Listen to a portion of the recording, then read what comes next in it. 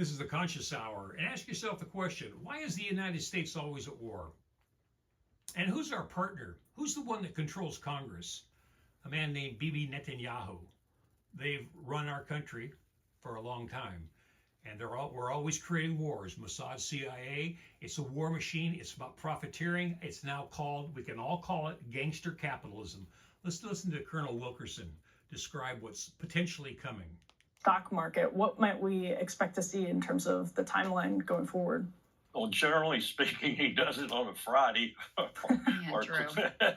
But I don't know if that will be a telltale sign of anything this time, because it could all be a feint just to put more pressure on Iran at the moment that they think they're going to come to some kind of deal. But I don't think so. As I said, I think the odds are 60-40 that we're going to resume this conflict, and it's going to be with a vengeance, with everything in terms of our air power we can pour at them. And before people say, well, the carriers are in position and all that, that's not what I'm talking about. The carrier air power is really insignificant when you start talking about what we're planning to do. This is marshaling almost the entire United States Air Force and ancillary forces to drop bombs from B-2s, B-52s, all the way down the line on Iran to further pulverize it, create war crimes, and kill a lot of innocent civilians. So this is not something I look forward to, and I hope I'm wrong. I hope we come to some kind of nuclear deal. But then what are we going to do about Netanyahu, who has said, I'm going to keep the war up? Yeah. So you heard what he said, and he kind of chuckles because this is what we do. He has seen the destruction and the death, but when you get to that level and been in the military for so long, killing is just the game. It is. That's what you do. You got to kill people. There's going to be innocent people murdered, mass murdered, whatever. No big deal. But it is a big deal because the Iranian people don't even have nuclear weapons. They don't even want them. They want to be left alone.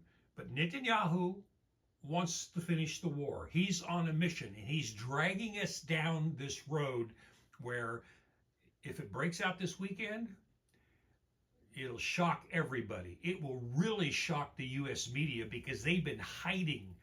They've never been showing you the amount of damage that Israel has sustained in all the Arab countries. They've shown you a tenth of what's actually happened. Iran had said, you leave us alone. If you don't leave us alone, we're going to keep taking out all of your resources, US's. We're going to get rid of them, and maybe you'll wake up. But they didn't wake up. And now, who's pushing the button? Netanyahu.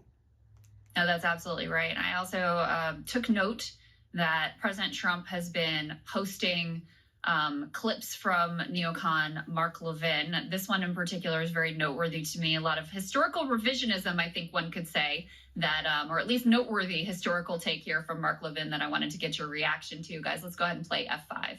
We don't have to create opposition. There is opposition. We need to seize the opportunity, and we need to see the opportunity. And by that I mean that our CIA, along with the Israeli Mossad, make determinations about the best way to determine who to train and arm, while at the same time we continue the economic stranglehold, and our military, along with our allies, the Israelis, provide coordinated support with targeted and supportive attacks on the IRGC and the Basij paramilitary police. That's, in my view, how you do it. Well, Mark, you never served in the military. I know history. Nobody alive ever served in the Civil War either. Nobody alive ever served in the Revolutionary War either. That's not the point. You do leave it to the experts to figure this out. But the President of the United States, the Commander-in-Chief, he makes the decisions. And I look at history. I look at success. Success in destroying the Soviet Union. Success in pushing communism out of Central and South America. And we did this. Success in pushing communism out of parts of Africa. Success in pushing the Russians, the Soviets, out of Afghanistan. We didn't send in troops. We armed the freedom fighters. The Mujahideen in Afghanistan and others throughout the world He was reading a script prepared for him by either Mossad, the IDF, or both. Absolutely. That's all I can guess. I Absolutely. would be willing to bet a lot of money on that. He was reading from that script. And we've already seen how false that narrative is. What happened earlier that is being touted by certain people like the Wall Street Journal and others that was so effective in terms of almost overthrowing the regime was a joke. It was worse than 53 and Kermit Roosevelt's attempts to overthrow Mossadegh. Worse because it did not succeed, and yet it killed a lot of Iranians. And the people killing the Iranians, either directly or indirectly, were MI6, Mossad, and CIA, not the Iranian security forces. The Iranian security forces were stunned at first, then figured out what was happening and went after those mechanisms that were allowing them to operate so freely within their country, eliminated them, and then began to eliminate those people. In fact, so much so that Mossad has very few people on the ground in Iran right now. But the point is, it wasn't the Iranian people that were fomenting revolution, and it won't be in the future either. It was Mossad, CIA, and MI6 in combination making it look like they were doing it. And the Iranians, they're not stupid. They figured that out. They've had it been done to them a number of times before, and they eliminated most of the operatives inside the country, which is bothering Israel big time right now because they have no eyes and ears on the ground in Iran like they've had for so many years. So these are all lies that Levin's telling. Well, I want to go also to F. So at that point there, remember the protests in the U.S. press was saying 100,000, 300,000 people were murdered by the regime, by the Shah. They're getting rid of their own people. They're killing their own people. That was all bullshit. There was 3,600 people. There were 3 million people protesting. No, they were standing in the streets cheering for their country. They were out there in the streets supporting the Shah, supporting the Iran sovereignty. And what did they find? Well, there were 3,600 people killed, and of the 3,600, 900 were Mossad officers. You didn't see this on the Western mainstream media. No, why? Because it's controlled by the zebras. You can't say that word because otherwise they edit it out. And that's who's controlling the media. So when you watch the media, do yourself a favor. Don't watch it.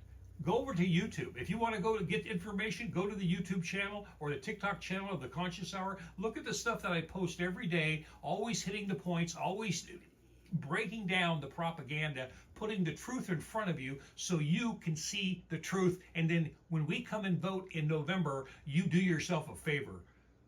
We're all tired of this. We're tired of them spending trillions of dollars since Vietnam, doing nothing for we the people. We want we the people to run our country, not we the military-industrial complex run by Benjamin Netanyahu. It's the end of him. He's done. Israel's done. If they go after Iran, Israel's done. Gone. I mean, this is what this megalomaniac mindset created.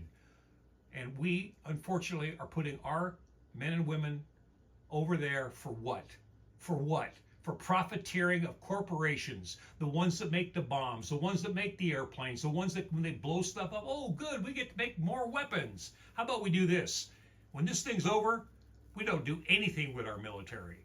You don't get to buy new supersonic whatever fighter, whatever missile systems, whatever. No, done. Don't fund it. If you don't fund it, there ain't no war because just like Colonel Wilkerson said, it's CIA Mossad. We start all the wars. This is the Conscious Hour, folks. Let's wake up. It's our Conscious Hour, folks. Spread the word. Do me a favor. Please share this. Please leave your comments, okay? I need to get input because the algorithms will keep me up there. Right now, I'm not getting comments, so people are seeing it, but who knows? Thanks for tuning in to the Conscious Hour. Let's pray we don't go to the next step of the war.